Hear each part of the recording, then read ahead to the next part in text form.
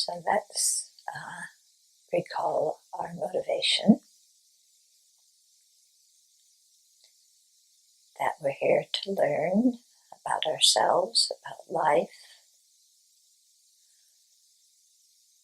so that we can develop the good qualities that we want to develop and lead aside the faults that we don't want to have. In other words, to abandon the afflictions, to gain the realizations of the path. And to do that, not simply for our own well-being, but again, feeling that interrelationship with others, that interconnectivity. Then knowing that by working on ourselves, we can have a more beneficial influence on others. Then let's make that wish to be of benefit to others foremost in our mind, so that it is what motivates us to improve ourselves.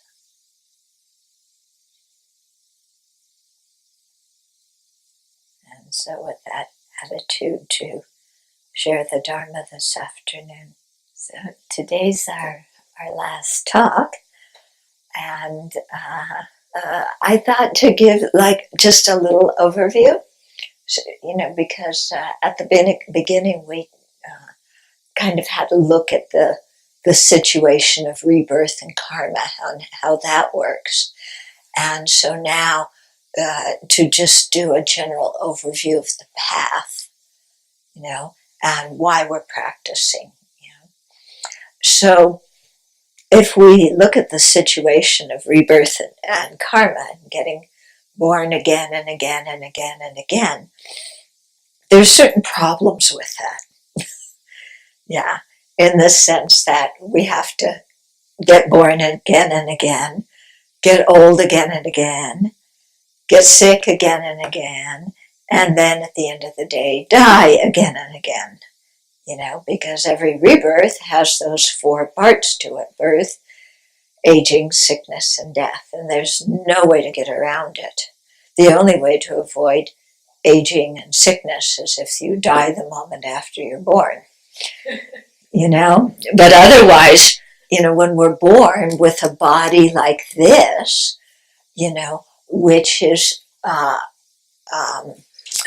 associated with a mind that is under the influence of afflictions and karma, then, the body is not going to last forever, and the body is not going to always be well and happy. And,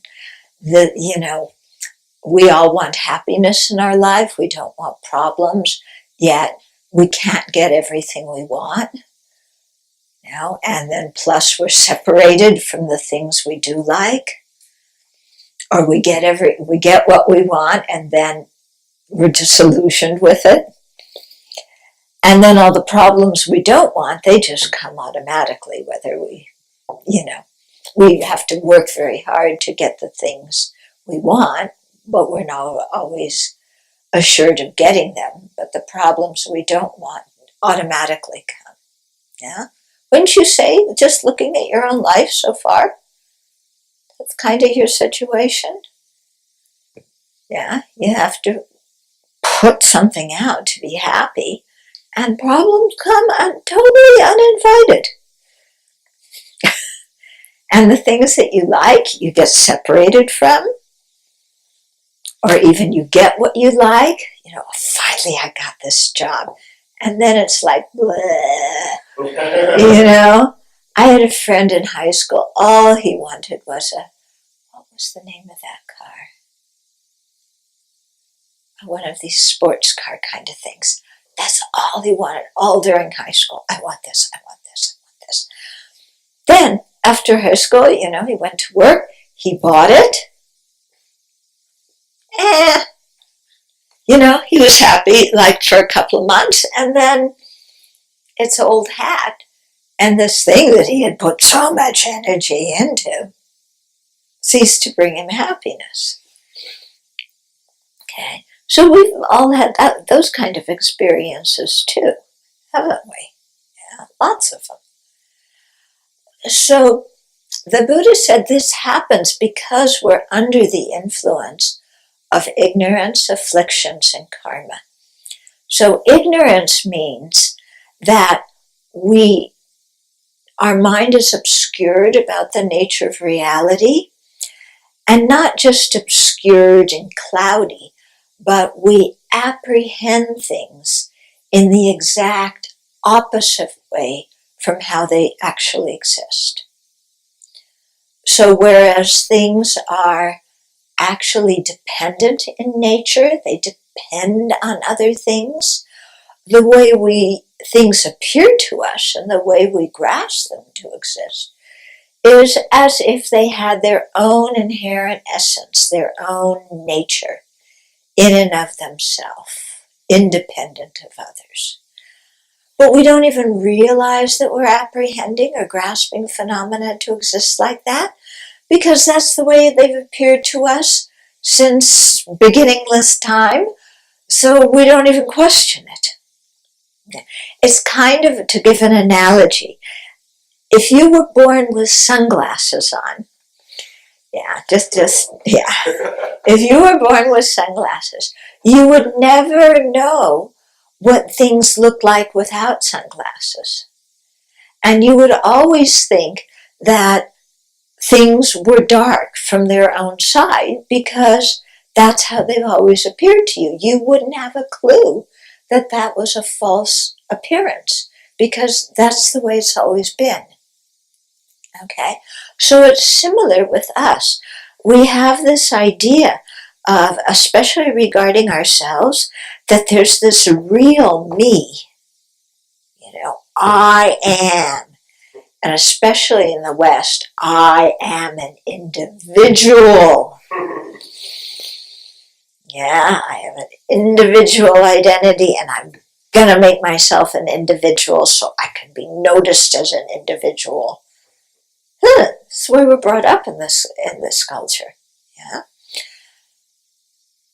And yet, if we really look on a deeper level, we aren't really kind of so individual and self-enclosed and separate from other living beings. Yeah, we really aren't. I mean, our whole body is changing all the time. It's not something fixed and permanent. Our mind is changing all the time. It's also not fixed and permanent. Both our body and our mind depend on causes and conditions. So they don't set themselves up. They don't exist under their own power. They exist under the power of causes and conditions. Yeah. And things also exist in relationship to our mind. We look at this and we say, oh, this is a thermos, as if it has the nature of being a thermos in and of itself. Any jerk who looks at this should know it's a thermos. Yeah. But this thermos was only created because they're human beings. Yeah. Without human beings needing something to store their fluids in at a certain temperature, this thermos would not exist. So it doesn't exist under its own power. Okay. And it also is made of parts. And if we took it apart, which I will not, but imagine we take it apart, is there anything in this whole thing you can point to that is a thermos?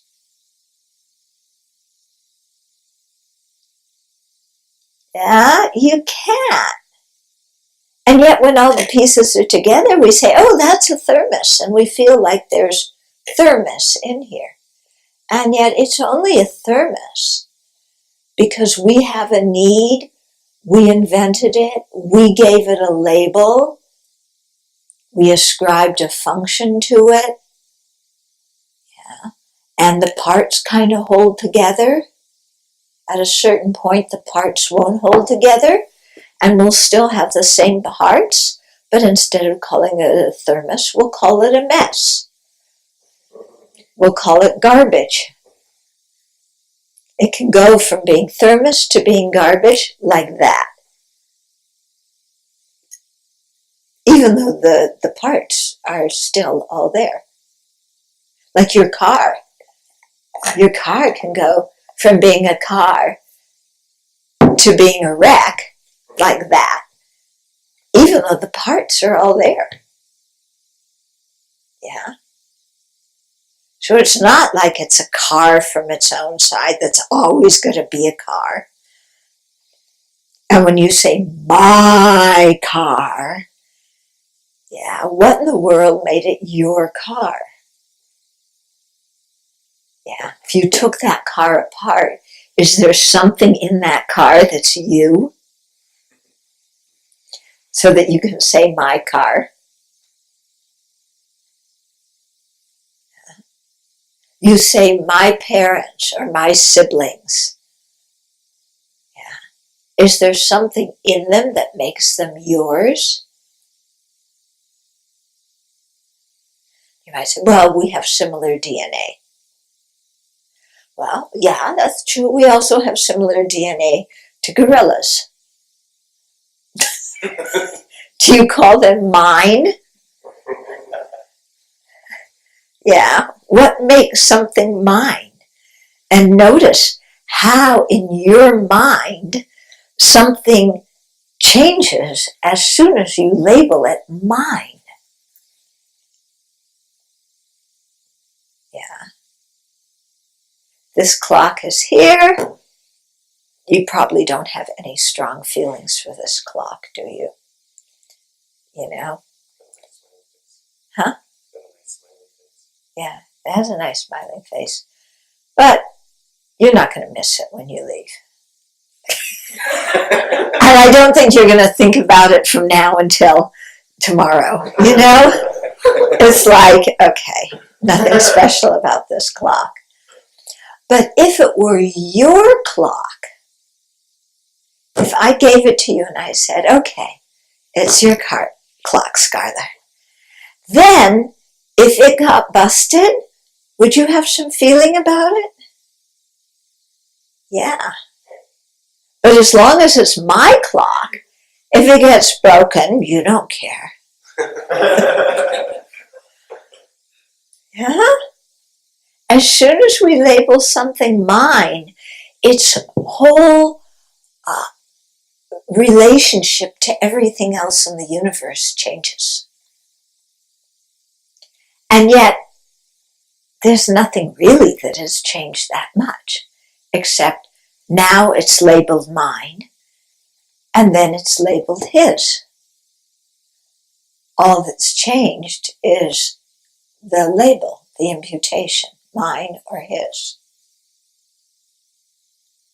Quite amazing, isn't it? Yeah, if you really think about it, things that you call mine, that you cherish so much, either people or objects or, whatever you cherish so much, they're mine. But if these things belong to other people, you wouldn't have nearly the same feelings about them. I mean, you don't think about my mother, do you? Yeah? Do any of you think about my mother? Do you worry about what's happening to my mother? Yeah, she died 8.5 years ago. Do you think, what realm is she in? What is she experiencing right now? Yeah. My mother, you could care less. Yeah. But in a previous life, my mother was your mother. Because, previous lives, we all changed roles and, we've been everything to each other many, many times. So in a previous life, the person who's in the same continuity as my mother was your mother, And then you cared a lot about her. Now,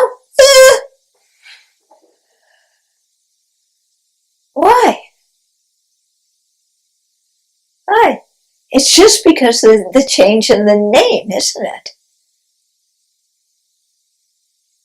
Yeah. If my family had adopted you when you were a baby, yeah, I have a little sister who's adopted, yeah, then my mother would be your mother and you would have the same feelings for my mother. Yeah. But because that situation didn't come about and you don't remember previous lives, then why should I care about this lady? Especially now she's dead, we don't even know who she is. Okay. It's strange, isn't it? You know, we just give people designations and then according to how they relate to me, who happens to be the center of the universe, then we either care about them or don't care about them. Yeah. So, we have this misperception. Yeah, that's the fundamental ignorance. Then it leads to the arising of different afflictions.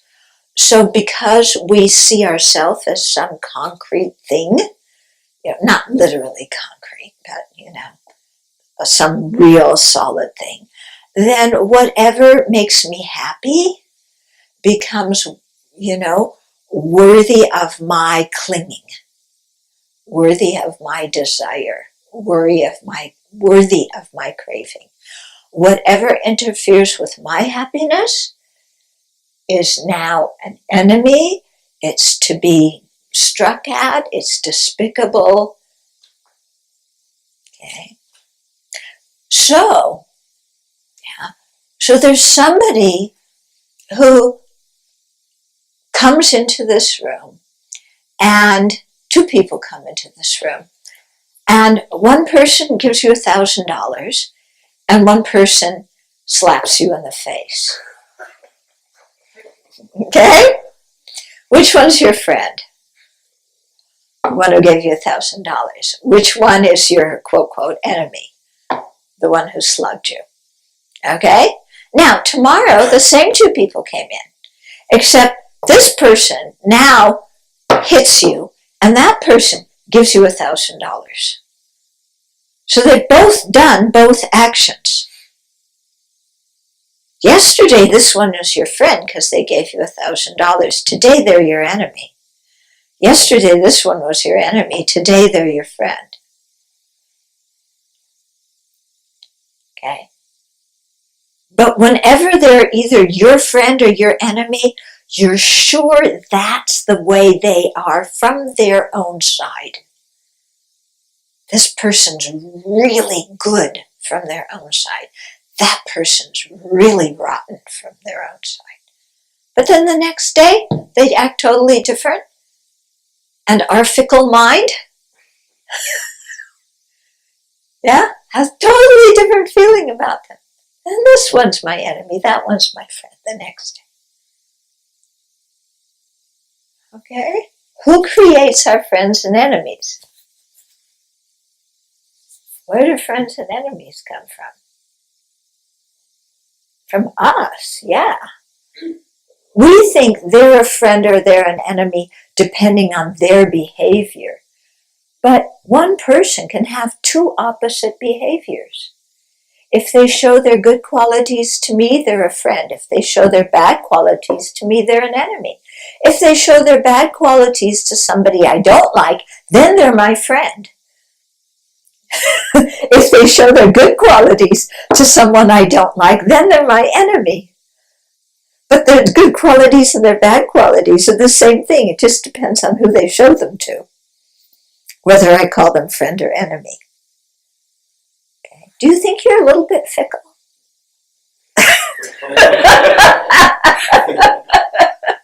Yeah? Do you think that maybe the way we're seeing things doesn't make much sense? Yeah, that our mind is just, Remember I told you how Lama Yeshe used to say you don't need to take drugs because you're already hallucinating? Yeah? Sometimes you look and it's like, yeah, you'd think I was under the influence of drugs by the way my mind is thinking. Yeah? What my mind is thinking is totally off the wall. Yeah? And yet we believe it. When it's in our mind, it's my thought. So my thought must be true. My opinion must be right. Why? Because it's mine. No other reason is necessary. Yeah?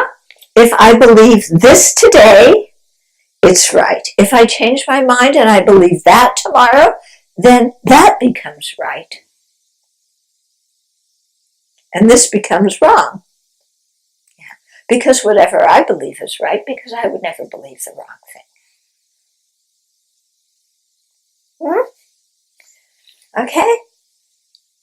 Does that make sense?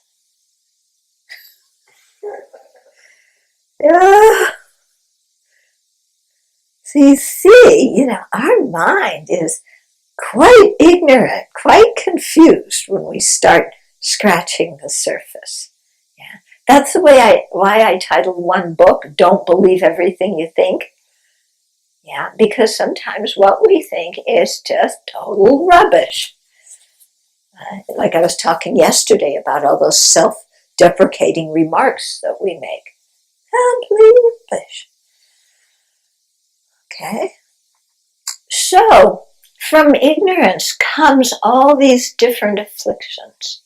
We get attached to something. This is my thermos. This is my thermos, guys. Yeah. Don't you touch my thermos. Because this is mine. And if you touch my thermos without asking my permission, you're going to get it. Okay. Now, we laugh because it's a dumb thermos. What about if it's your boyfriend or your girlfriend?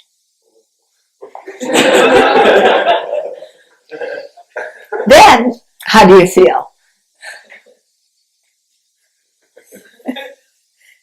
Yeah.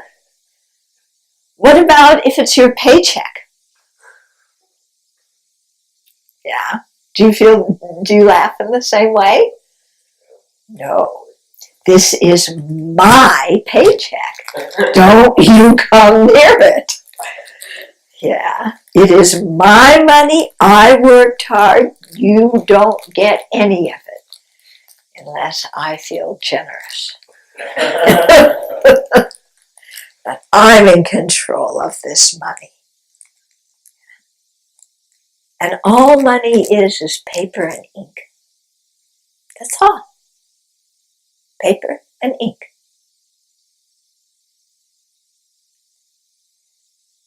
Yeah. If you're on a desert island, money does you no good. Yeah. Money only has value because we give it value. From the sight of the paper and ink, a US dollar bill wouldn't even make good toilet paper. Would it? Too rough. It needs to be softer. Yeah. I'm going to wipe my tush with something that's crackly and crinkly like that.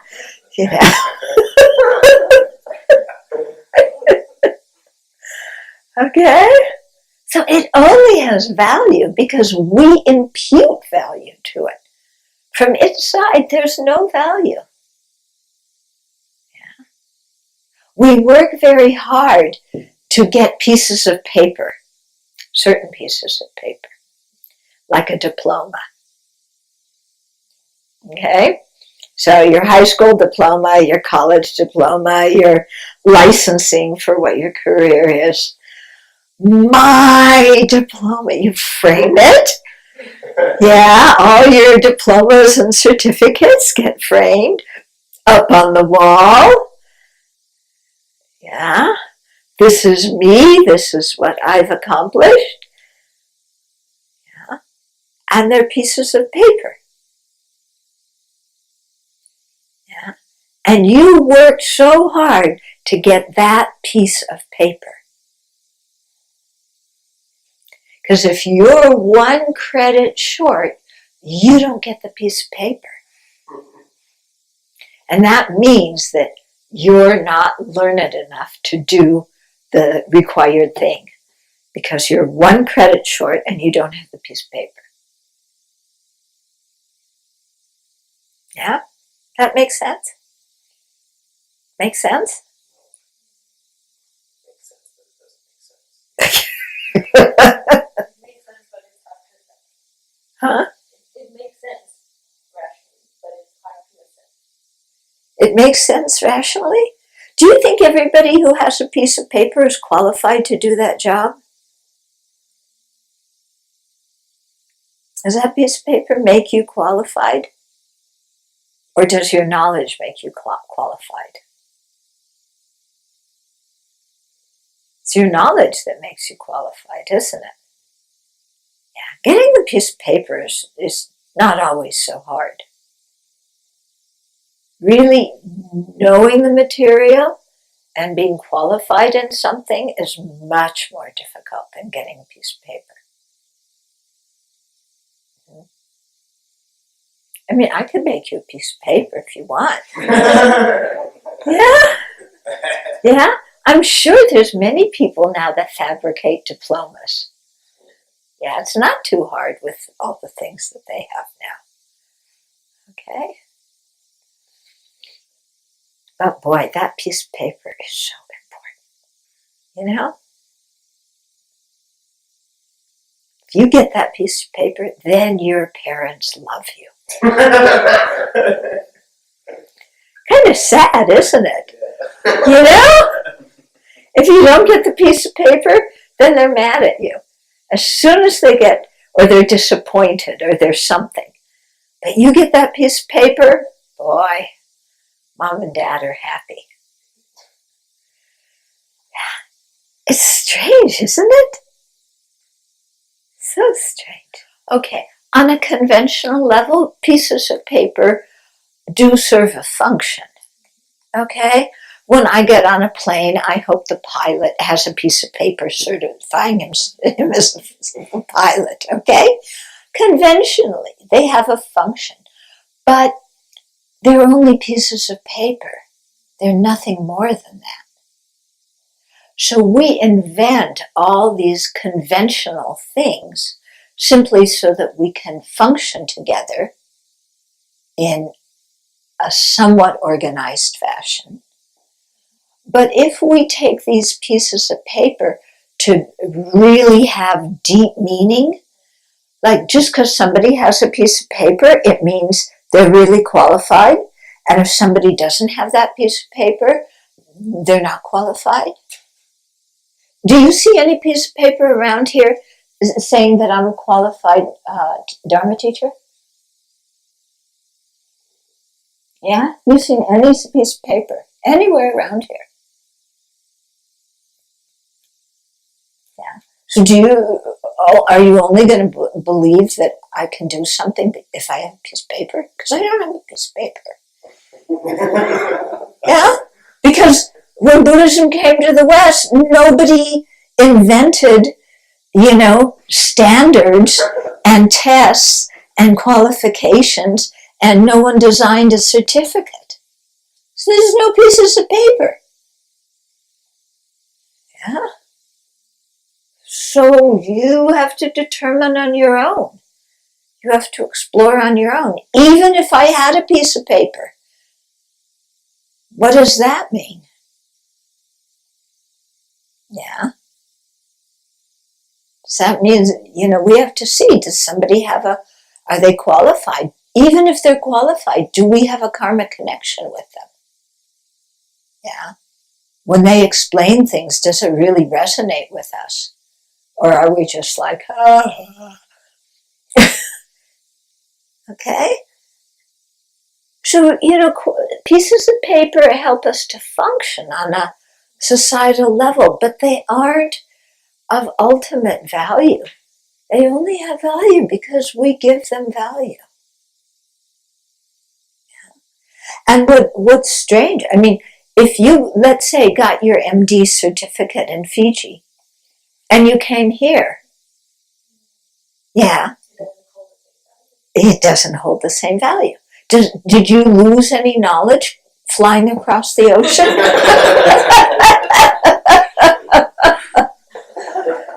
Yeah, you're still the same, you know. You still have the same qualifications. You can still be a good doctor. But here, they don't recognize it.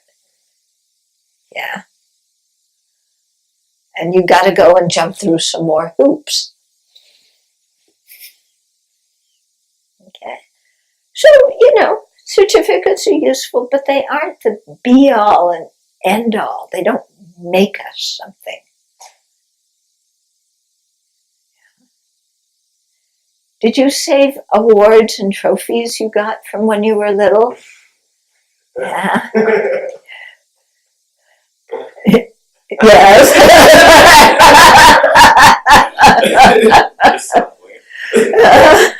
Yeah. So, yeah. I remember my parents, my dad used to go, he was a good bowler. He used to win bowling awards. Now everybody, you talk about bowling, everybody laughs. Yeah. But, you know, he had trophies from being a good bowler. You know, and so he saved those. My mom wasn't so good at sports. But, you know, then you get whatever you're good at and you save those little trophies or little things. Or people write you nice cards on your birthday and say how wonderful you are. And you pin them all around the room. Yeah. Or you save them in your scrapbook and then you go back and read them.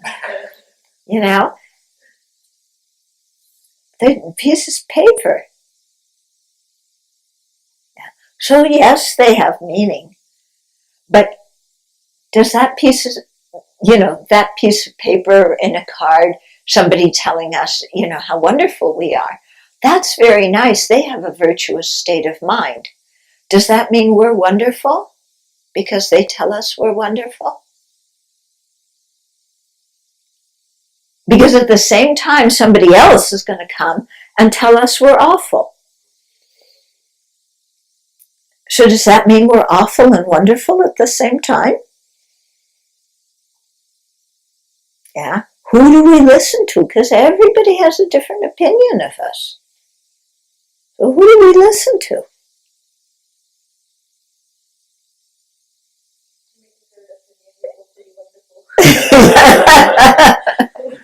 Yeah. So you have to really kind of check, you know, what is, you know, what is conventionally useful but has no ultimate value. Yeah. And then just relate to things that are conventionally useful like that, but not grab onto them with so much attachment or get so angry at them. Okay, why? Because we had started with ignorance. From ignorance comes anger, attachment, arrogance, jealousy, all sorts of other mental states that are not so beneficial. And then under the influence of those attitudes or emotions, then we do actions. So we create karma. And then the karma leaves that karmic seed or karmic imprint that will ripen in terms of what we become in our next life, what we experience, what kind of environment we're born into, what kind of emotional habits or behavioral habits we may have. Okay. So right now, you know, we're very much under the influence of our karma, which came from our afflictions, which originated in ignorance. Okay? So we're not really free. Yeah. We think we're free. Yeah, Americans always think they're free. Yeah. But we're not free. We're under the control of our attachment and our anger. As long as we're under the control of these kinds of emotions, we have no freedom at all. Yeah? When you get angry and you're just furious, do you have any freedom at that moment? Yeah? Your mind is like out of control. When you have a lot of desire and a lot of greed, a lot of clinging, is your mind free, or is your mind completely stuck to some external person or object? Okay? So what freedom is from a Buddhist viewpoint is very different than political freedom. Yeah? We can live in a free society and be very unfree. Yeah? We could live in a prison and be very free. Depends on the state of our mind. If our mind is captivated, controlled by ignorance, anger, and attachment or not. Okay.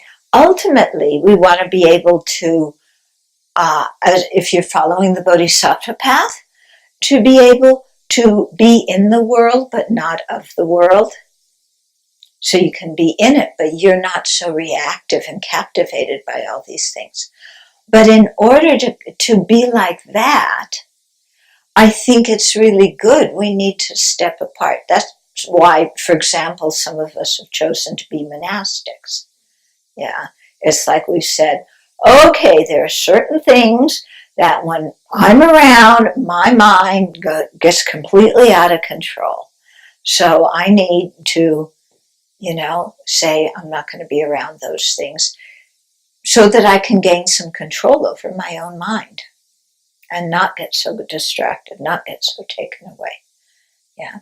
In the same way, in addition to monastic precepts, there's lay precepts, that regular people take to not kill, steal, have unwise or unkind sexual behavior, lie, and take intoxicants. So you take those precepts in order to help your mind be free of attachment to doing those actions. Yeah, because if you make a very strong determination, then that helps you when you're in the heat of the moment to not get involved in things that you don't really want to get involved with, but that you get involved with because your mind is overwhelmed by an afflicted mental state.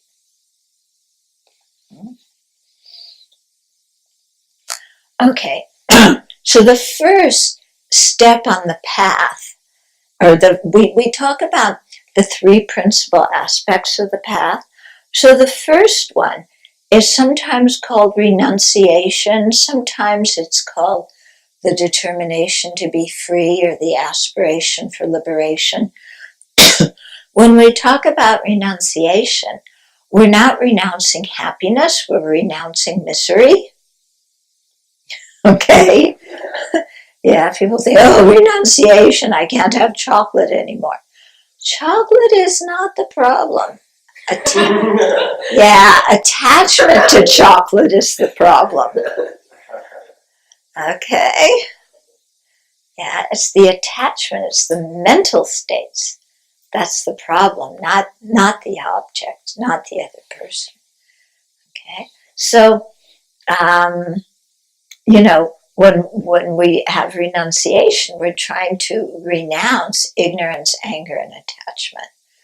Yeah, we're seeing that the state of cyclic existence is a merry-go-round of aging, of birth, aging, sickness, death, and we want out. Yeah,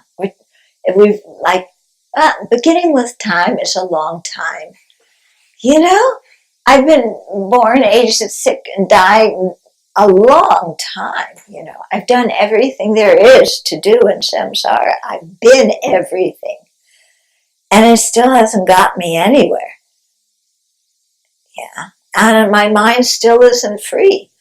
So now I want freedom. I'm seeking liberation. So that's the first step. Yeah, or the first principal aspect of the path. Yeah. So it's really changing our what we want, what is important to us in our life. Yeah. When you generate the determination to be free, the happiness of this life is nice, but you don't put all your eggs in one basket. And you realize the happiness of this life, come, go, go. I'm not going to count on it. I'm going to direct my energy towards liberation. Yeah. It's kind of like if you have a certain career goal, there could be all sorts of fun things you can do when you're in school, but you don't do them because you're set on your longer term career goal. So it's kind of like that. It's like, okay, pleasure of this life, it's nice, but it's not really going to get me where I want to go. So I want to put my energy more in line with what my real values are, what I really want to do in my life. So that's the determination to be free. Then the second of the three principal aspects is bodhicitta, which you've heard us talk about a lot, and that's the aspiration to attain full awakening in order to be able to best benefit other living beings. So, whereas the determination to be free is seeking our own liberation, bodhicitta is seeking our own awakening so that we can help lead other beings to their liberation and their awakening. Okay, so bodhicitta is a real expansion of our motivation. Yeah. Determination to be free is, I'm fed up, I want out, I'm going to liberation, good luck everybody. Yeah. Yeah. Bodhicitta is, I'm fed up, I want to get out, and I care about you too. And I want you to get out. I don't want you to sit here in this rotten hotel. Yeah. But in order, I'm not just going to get out myself. I need to develop special capabilities so that I can help you get out. Because when we're still in the rotten hotel, we think the rotten hotel is a pleasure palace. Yeah, it's not. It's a stinky, smelly hotel with bed bugs, like a prison. But we think it's marvelous. Look at those bars. Aren't they gorgeous? Golden bars. Yeah. Glittering steel doors locking me in my cell. They're so beautiful. We're just enthralled. So if you're, we know we're enthralled and we're trying to break our habit. Well, other beings are too. Yeah. And like I was saying, the other day, you can't just go to somebody and go, that's a really bad habit that's not getting you anywhere. You should, follow what I want you to do, and then you'll be happy. People are going to say, mind your own business. And that's when they're being polite. Yeah.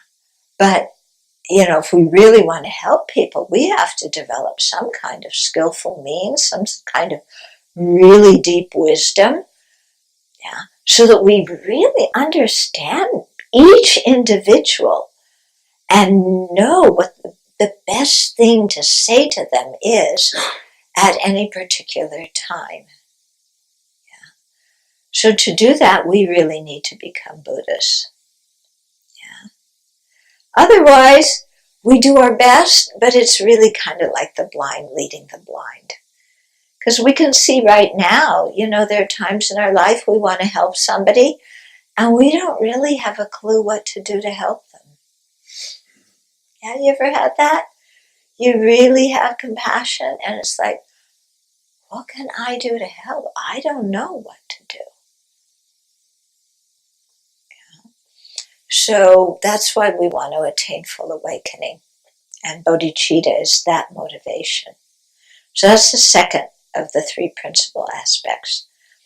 The third one is the wisdom knowing the ultimate nature.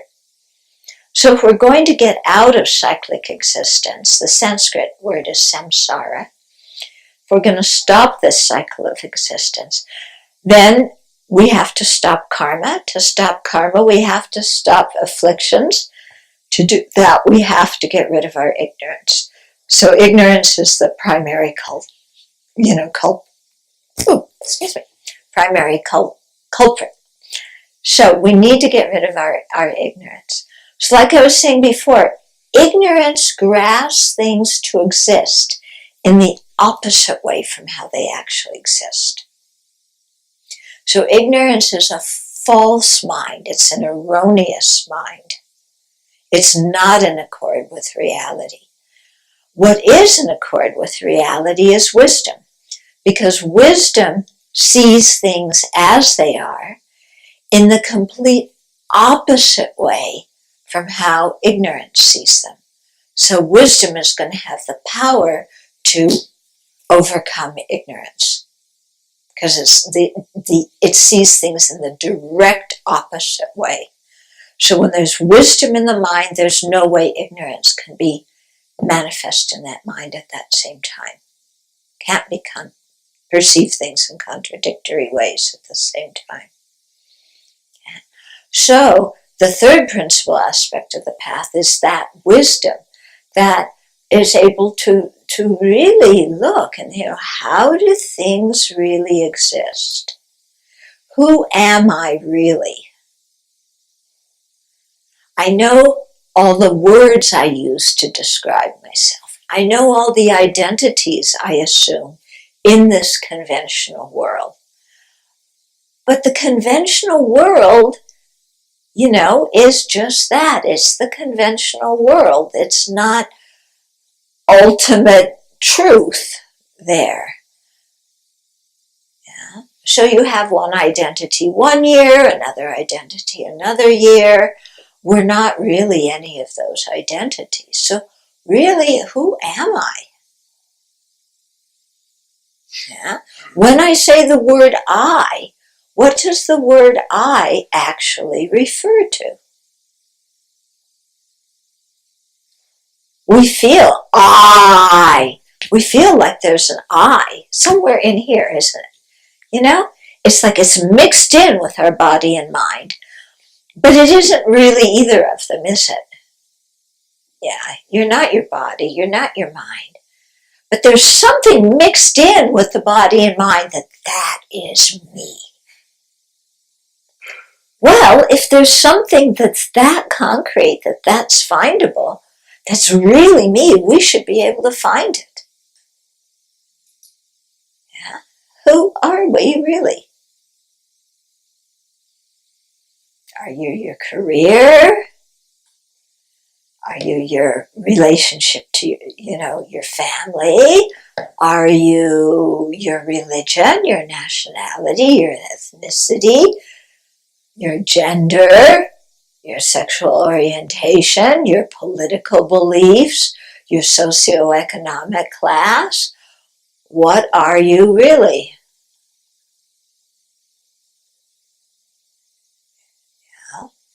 And so this is the real exciting kind of investigation. This is the real adventure, Who am I really?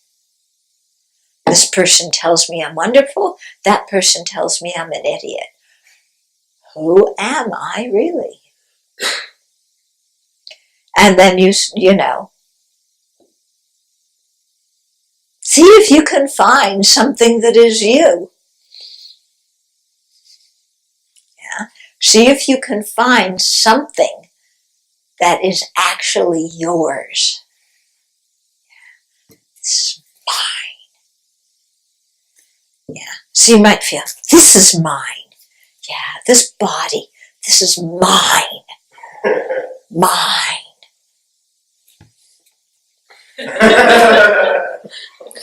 Yeah. That's mine.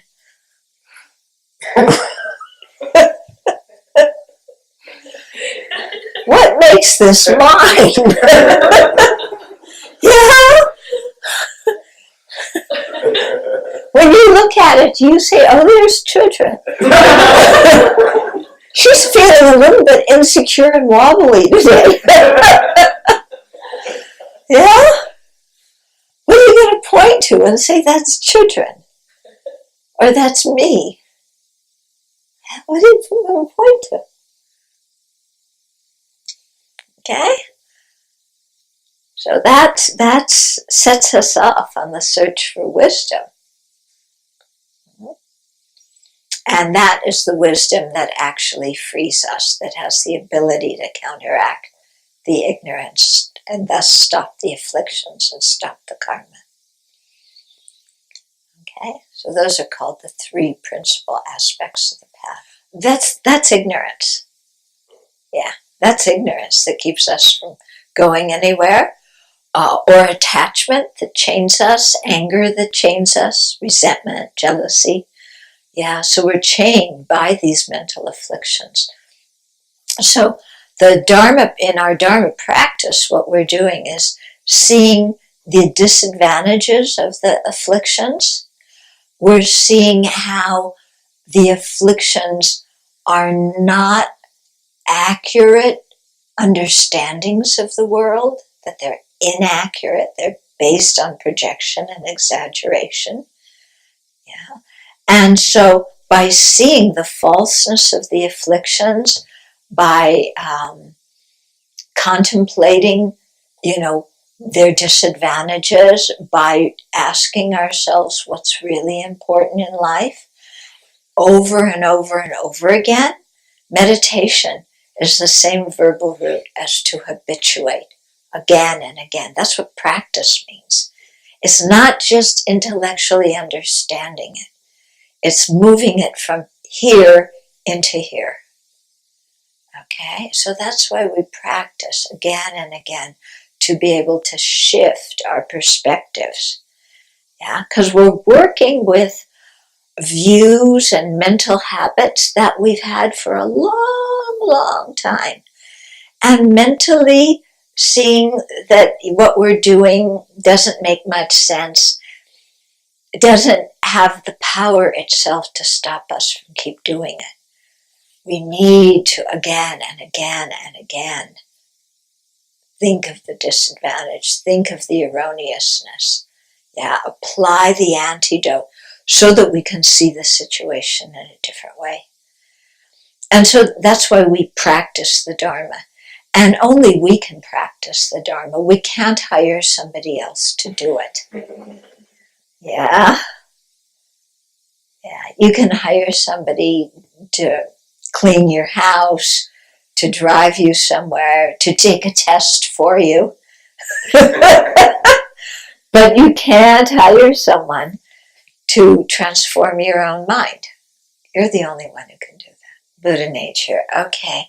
So there's two kinds of Buddha nature. One is called natural Buddha nature.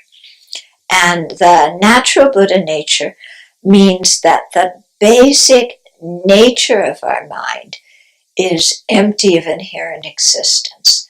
Inherent existence is synonymous with independent existence. And like we were saying before, everything exists dependently. So independent or inherent existence is a false mode of existence. So our mind is naturally free of that false mode of existence. And because of that, then there's a lot of space. Yeah, we're not inherently one thing. The second aspect of Buddha nature is the evolving Buddha nature, and that means the parts of our conventional impermanent mind that, when trained, can become part of a Buddha's mind. So like right now, we have the mental factors of wisdom, we have compassion, we have non-harmfulness, we have concentration, but all these mental factors, mental qualities, are underdeveloped. Yeah, But they're part of our Buddha nature because when they're trained, they can become the Buddha's compassion and wisdom and so on. Right. Emptiness alone is the natural Buddha nature, but these qualities that exist like seeds, and just the clear and cognizant nature of our conventional mind, that too can go on to become Buddha. Those are all part of the evolutionary Buddha nature. Okay? And the thing is that both of these Buddha natures cannot be taken away from us. Yeah? So they're there. Doesn't matter who you are, doesn't matter what certificates you have or don't have, you have the Buddha nature. So we always, all of us, always have that potential. Yeah? But sometimes we don't see our potential. Yeah? Like they say there could be somebody who's a beggar, sitting on the street begging, and actually buried underneath them, there's a jewel in the ground, but they don't see the jewel in the ground, so they're poor. But actually, there's a jewel there. We actually have to start on a much coarser level, because the ignorance, this grasping at true existence, that one is much subtler, it's much more difficult to really understand how it operates. So we have to start with the coarser afflictions, like confusion over what is ethical and what is unethical, what to practice and what to abandon, attachment, greed, possessiveness, that sticky mind, the mind of anger, hatred, resentment, rebelliousness.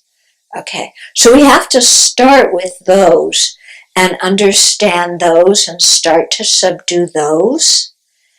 And then through doing that, then we can begin to understand how ignorance functions. Yeah, but we have to start on the very gross level. It's like, when you come back from working in the forest, your clothes are really dirty. Before you can remove the stains in your clothes, you have to get rid of just the general dirt. Yeah, because you can't even see the stains because the dirt's covering them. Okay, so similar. Yeah. I mean, part of in Buddhahood we have full compassion, we have full wisdom, and then we have full skillful means or power. Yeah. So with full compassion, then we don't hesitate. Yeah. To be of benefit. With full wisdom, we know the nature of reality. And then skillful means is like, everybody in this room has different tendencies and different ways of thinking. Yeah. So if you're going to become really, really effective, you have to be able to tune in to individuals' potential. And what do they call it? Custom design. Yeah. It's like, if you have a classroom full of kids in kindergarten or first grade and you're trying to teach them to read, some kids learn by hearing, some kids by seeing, some kids by doing. Yeah. Some kids learn really quickly, others need more repetition. Some kids learn by playing with their friends, other kids learn by being with an adult, other kids learn by being alone. You have to really tune in and custom cultivate things to be the most effective. So that's why we want to become Buddhists, because that gives us that ability. Because at Buddhahood, then we know the karma that living beings have created in the past. Yeah. And knowing what karma they've created, we see what causes there are in their minds, that could possibly ripen sooner, versus what causes are going to need a long time before they ripen. So then you can talk to people, accordingly, address them accordingly. And Buddhas also have special abilities in that they can manifest as different people, they can manifest different bodies. Because of the virtue in their mind, when somebody who is a Buddha or Bodhisattva speaks, their words they kind of weigh more, they have more of an effect. Yeah. I mean, you know how it is.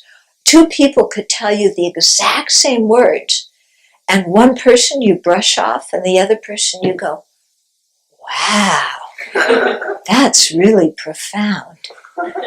Yeah, yet the words are the same. But it has to do, the person who says that if somebody has a deep realization of what they're explaining to you, then that comes across. You can tune into that much better.